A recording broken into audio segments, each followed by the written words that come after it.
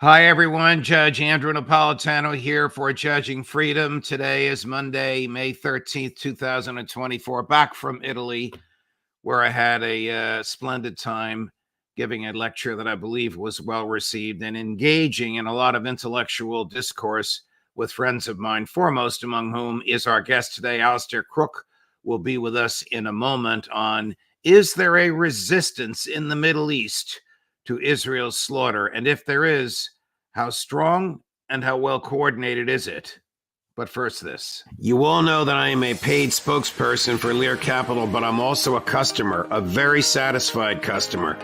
About a year ago, I bought gold, and it's now increased in value 23%. So $100 invested in gold a year ago is now worth $123. If you have $100 in the bank, it still shows $100, but you can only buy $76 worth of goods with it. Why is that? Inflation has reduced all of your savings, all of your buying power, and mine, by 24%. And gold is largely immune from that.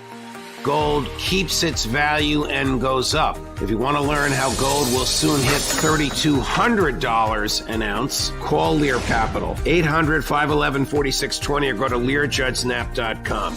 Get your free gold report. Same experts who predicted the 23% rise that I've enjoyed have predicted this $3,200 an ounce gold.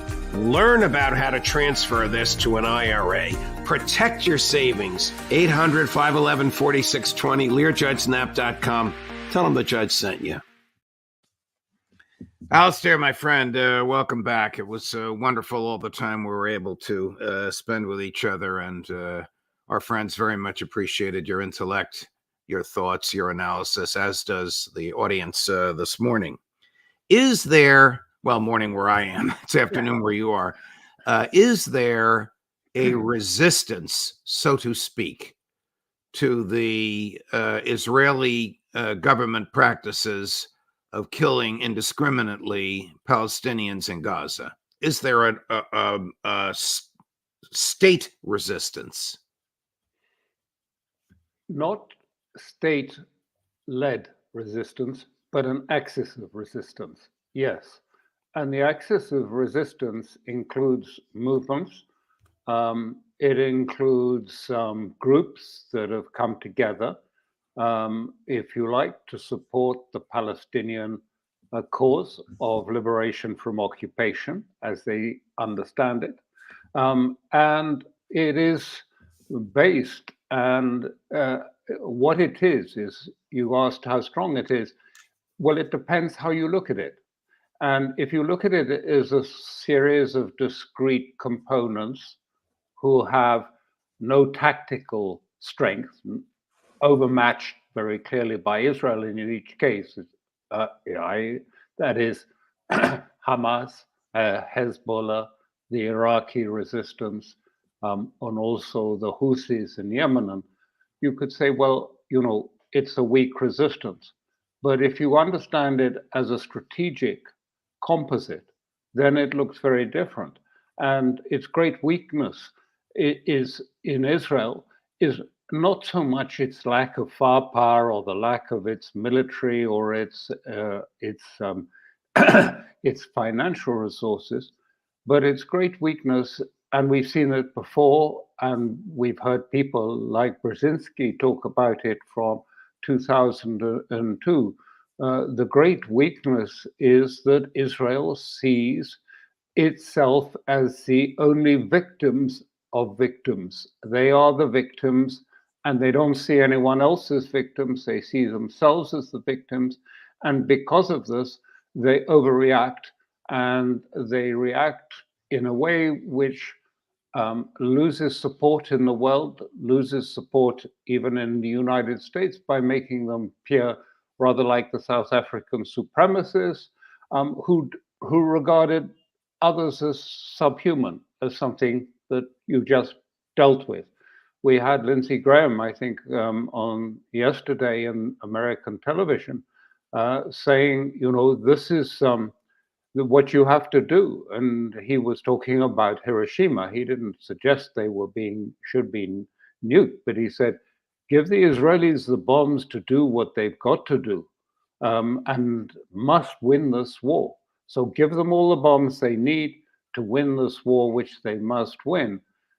And that, I think, expresses the real weakness in this process. And all of these resistance have a plan, and it has been formulated over years. It was trialed, first of all, in Lebanon in 2006 war, when tunnels were first, if you like, used operationally. They have a different system of communications, and their aim, and in the case of the Palestinians, Hamas in Gaza, I mean, it is the fact that understanding the Israeli psychology, they have played into it by going to what happened in Algeria. And I call that a revolutionary warfare. It's brutal warfare. It is violent warfare designed to produce such a complete overreaction that not just the Palestinians are mobilized, but the whole of the Islamic world is mobilized, and indeed parts of America and Europe are mobilized. And consequentially, and in parallel, Israel becomes isolated and loses the strength that it has of its position in terms of diplomacy, in terms of being able to mobilize states against it. So it is a real resistance. You look at it, all these components, including the economy and the siege on the economy and the disruption internally, it becomes not a whole series of discrete tactical elements which in themselves are not powerful enough to defeat Israel. Take them together, see them strategically, understand that this is a new type of warfare, and you understand that it is actually strong enough and poses an existential risk to Israel. For it to pose an existential risk to Israel, wouldn't I'll use your phrase, my dear friend, axis of resistance need to involve state actors? I mean, are you speaking of the Arab street? Are you speaking of Arab intellectuals and academics?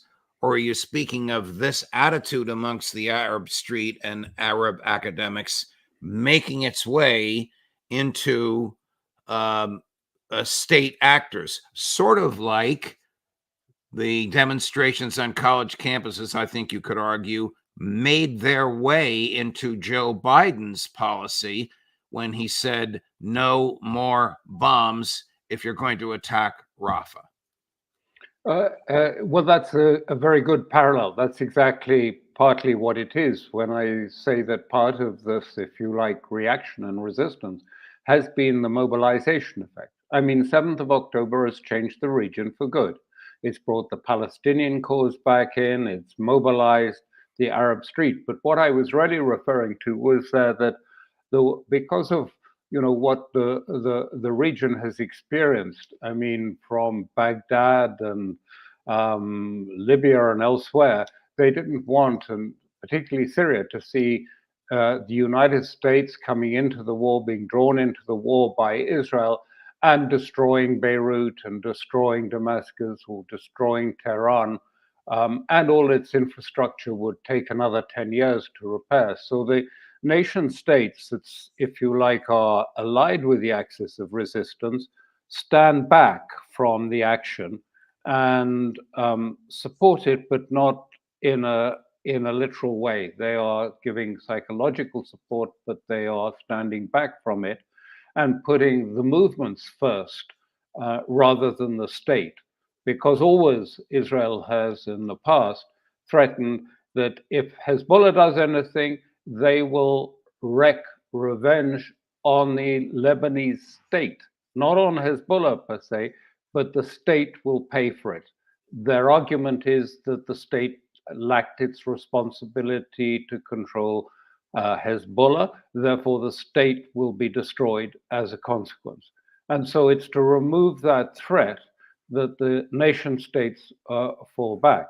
Of course, some of the Gulf Arab states are not participating in this. They are, many of them, or their leaderships, have always disliked Hamas and have disliked Hezbollah, particularly, been frightened of Hezbollah, frightened of what this sort of spirit of Hezbollah and of resistance could mean in their own societies.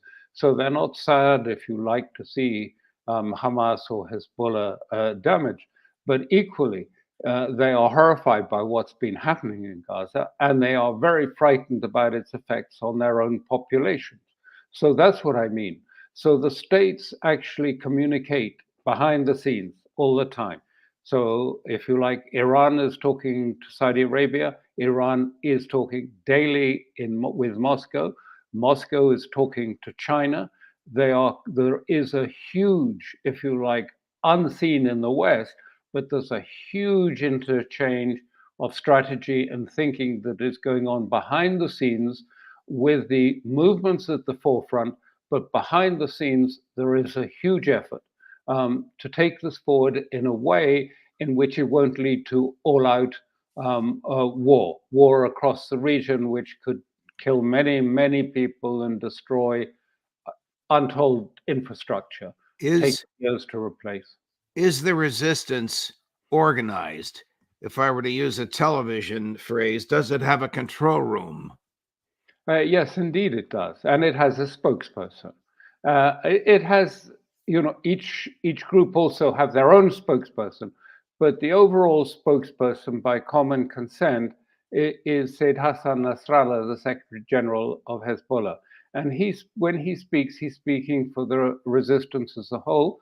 And when he speaks like that, he speaks on the basis of consensus. And you perhaps even in the early days, we saw him actually take out a piece of paper and hold it up and read from it. And he was reading from it because, of course, he wanted to get the words exactly right because these were agreed across the fronts, if you like, the fronts, whether it is from Yemen or whether it's from Iraq, whether it is Iran or whether it is Hezbollah. And so he speaks on behalf of all of them when he sets out the strategy.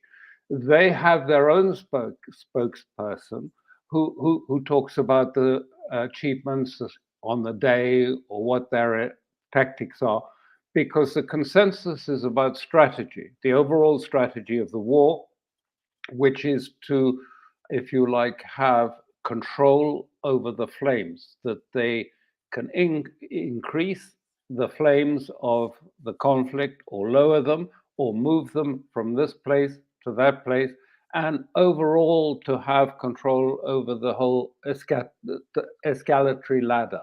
How does it go up? They do not want Israel to control the escalation. They want to be able to control the escalation. So that's what I mean by strategy. And yes, there's a control room. It's not in one particular location. It moves around. And behind that is the second layer, which is the diplomatic, if you like, contacts which are going on. I mean, during on the 13th of April, when Iran fired its drones and missiles as a message to both to Israel and the wider world. I mean, there was continuing backwards and forwards between Russia as well as other states with Iran working out the right way of doing this, the right way to inform people so that this didn't go astray and turn into some cataclysmic type of event. So that's how it's worked. Speaking of the diplomatic part of this, what are the core issues at the heart of the negotiations for the release of hostages, both the Israeli hostages that Hamas is holding, and the thousands upon thousands of Palestinian hostages that the Israelis are holding? What are the core issues there? Well, there are, in the actual negotiations, there are quite a few issues, but the core issues are very simple. From the Hamas and from the resistance perspective, and it applies not just to Hamas, but to Hezbollah and others too, it is the end of conflict, that the conflict should cease, not a ceasefire, which means something that can be resumed later, but a complete cessation and a withdrawal of all Israeli forces from the ground and from overhead over Gaza, and the provision of humanitarian aid and ultimately of the materials necessary to rebuild Gaza. Those are the principal issues between both of the parties. And for the Israelis, clearly the main issue is to get the return of all hostages that are held by Hamas in Gaza. And they also want to limit the number of Palestinian prisoners and the type of prisoners that are released in return for the Israeli and other hostages held by Hamas. In terms of both the numbers, I mean, in the Gilad Shalit case, which I was involved in, was over 1,000 Palestinians that were released for this one person. The figures are different today, but the Israelis are also trying to control whether it is people that they regard as serious terrorists or who have killed Israelis, whether they're released or not released. Those are the key parts of this negotiation at the moment. And what does Netanyahu want? Is it true? Did he actually say, Alastair, he wants the war to go on for 10 years? Yes, he does. He did say that just before this last round of negotiation. He said it'll probably go on. He wants to be able to go into Gaza at any point, and if you like, what the Israelis call, not me, but the Israelis call mow the grass. That is to kill the militants that they can identify on the ground in Gaza. Of course, they're not on the ground, they're underneath the ground. They're 70 meters odd down. So it's not that easy as just going in and mowing the grass as it used to be.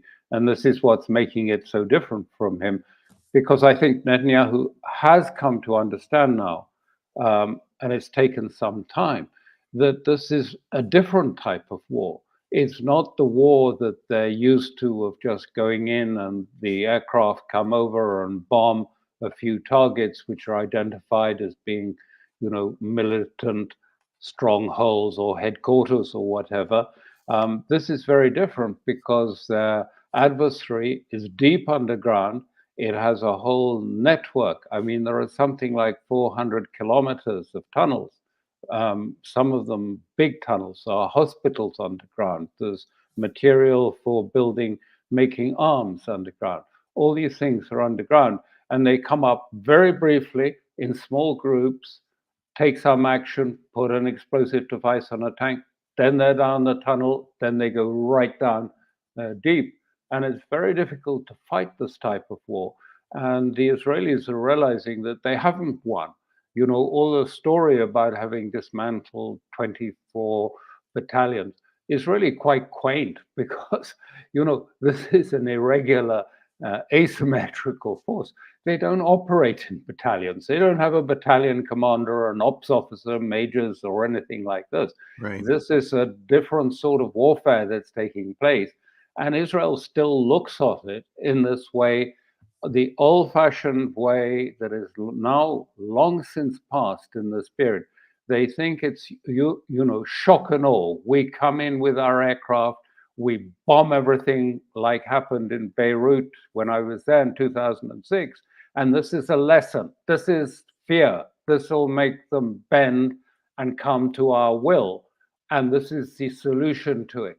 And it's not working because Hamas is still intact and it's underground and it's lost certain amount of its forces, but it's by no means defeated. And they know it's not defeated.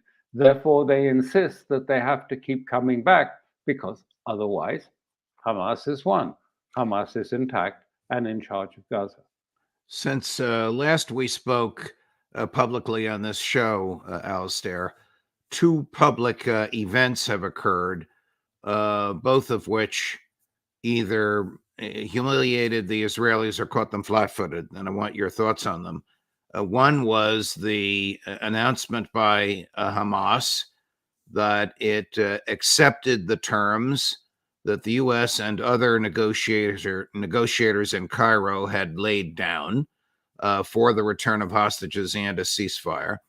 And the other was the statement by President Biden that he would stop delivering a certain class of weaponry, mainly 2,000-pound and 2,500-pound bombs, which are enormously destructive weapons. If the Israelis enter Rafah in the same manner in which they entered northern Gaza. A question: did both of these announcements, or I should say, did either of them catch the Israelis flat-footed? The first certainly caught them by surprise.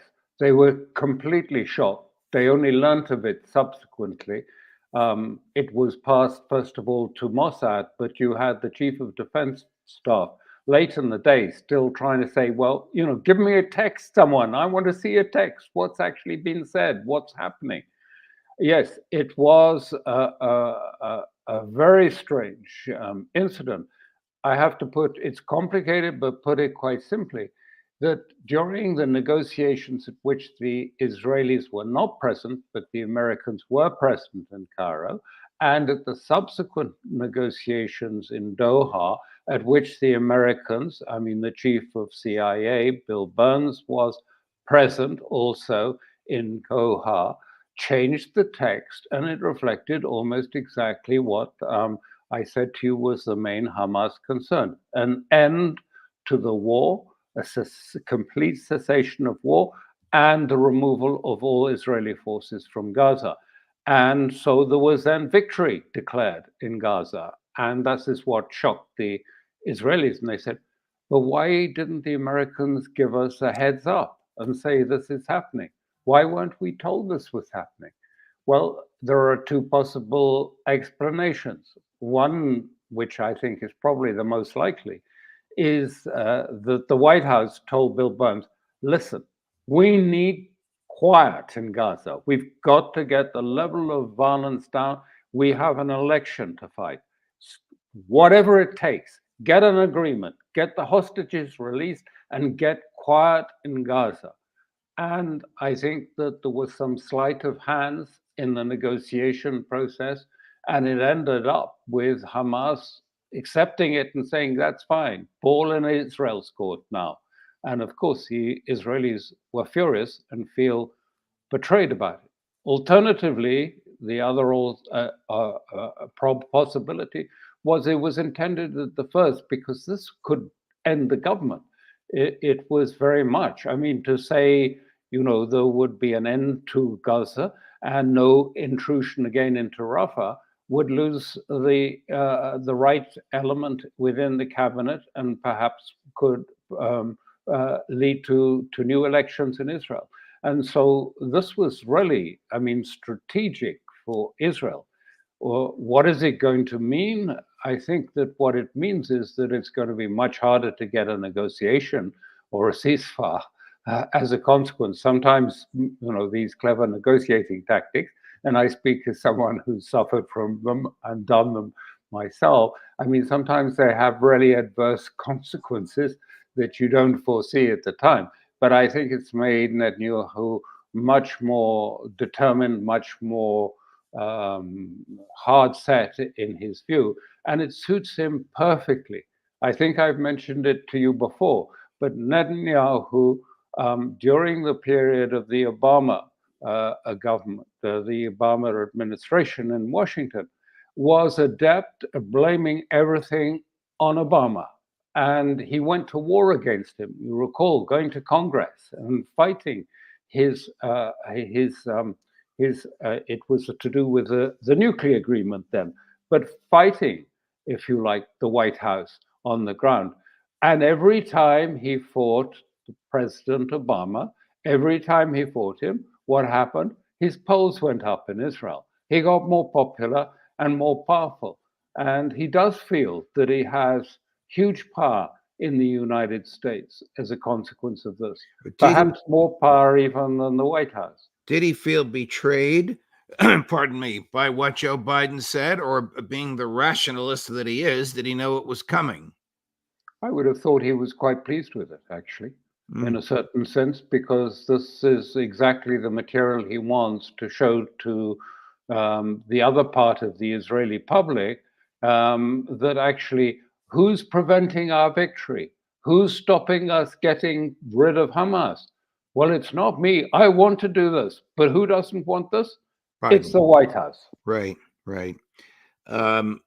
Did Hamas, prior to October 7th, expect an Israeli response as ferocious, bellicose, and genocidal as it has been? And did the Israelis expect that Hamas would be as resistant and impossible to stamp out as it has become? That's exactly what Sinwar expected. A complete, if you like, overreaction bordering on genocide. Because this is what we've seen, is the reaction. As I say, the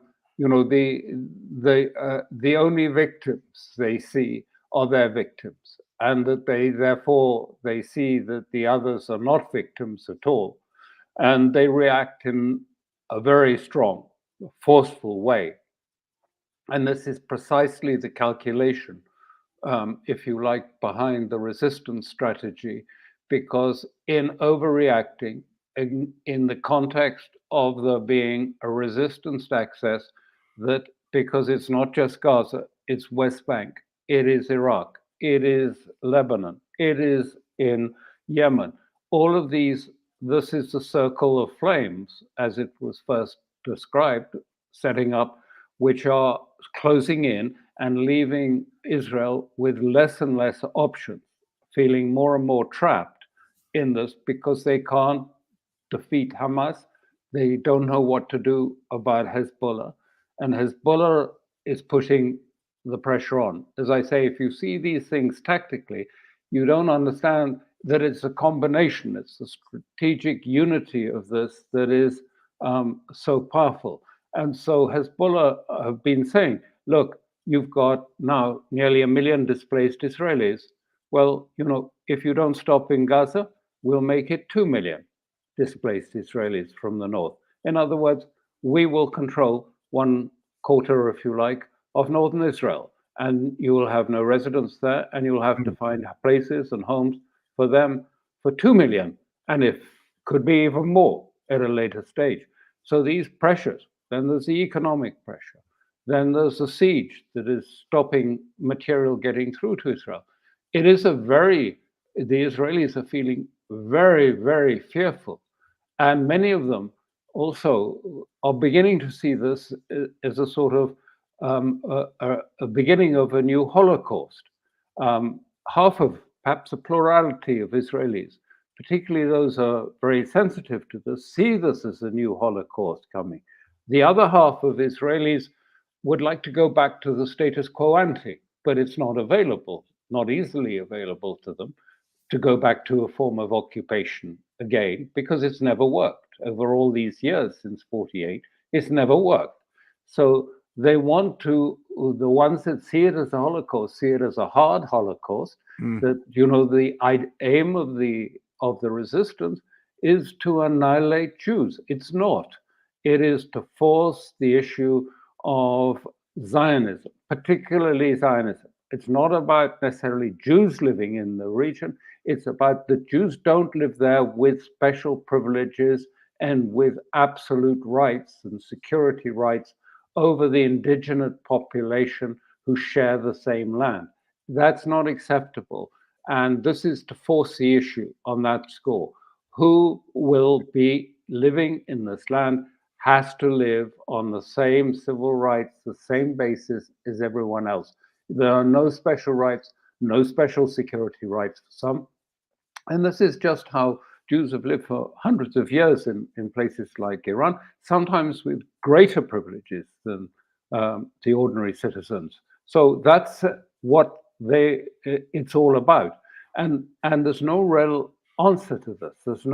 This is why Israelis feel so trapped by it, because they can't gain the big victory that Lindsey Graham was talking about. Give them the bombs, Biden. Give them the bombs to secure the victory that they must have.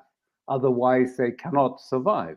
Well, bombing Gaza is not giving them that victory, because it's not just in Gaza, it is across the region that it is coming. That's why it is so much stronger and more serious than perhaps people outside of the region really understand the strengths of the resistance. Last subject matter. How unusual is it in a situation like this? And I know that from your experience as a negotiator, no two situations are identical or perhaps even comparable. But how unusual is it for America's chief negotiator to be the head of the CIA? And secondly, do the Israelis trust Bill Burns, the head of the CIA, in his capacity as negotiator? I don't think it's about, I don't think, I've always found in negotiations, it's never a matter of trust. It's a matter of how much integrity they think people have. I'm sure they feel blindsided by the fact that the Americans did not forewarn them, even if it was ultimately played to the advantage of Netanyahu in this change of negotiation. So they will be very, very wary of the future. I don't think they think for a minute that Biden is actually going to stop weapons coming to Israel. They know that's not possible for him. Okay, they can slow walk them for a short period, slow walk a few of the supplies or one or two supplies, but they're confident that they have sufficient control in Washington to make sure that the weapon supply, that Israel will not be left with defenseless without weapons. But this is precisely why it's so difficult for America to resolve this issue. It doesn't have the standing. And at the moment, Netanyahu is able to present America as the problem, not the solution.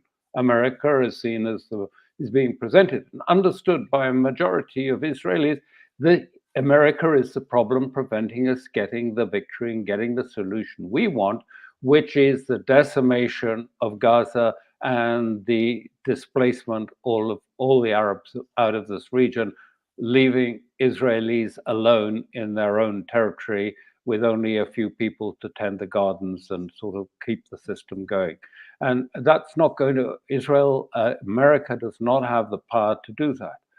And neither does Israel have the power to do it on its own, which is why it's such an intractable problem that exists. And simply we just sort of deal with it with sort of bromides and sort of facile solutions. It's not, it's profound. What is your gut feeling, Alastair, on the motivation of President Biden to announce publicly that he would either stop or, as you say, slow walk a certain class of particularly destructive weaponry, the 2,000 and 2,500 pound bombs? Is that motivation a reaction to the student demonstrators in the United States and a fear of losing Michigan? You know what I mean by that? Right.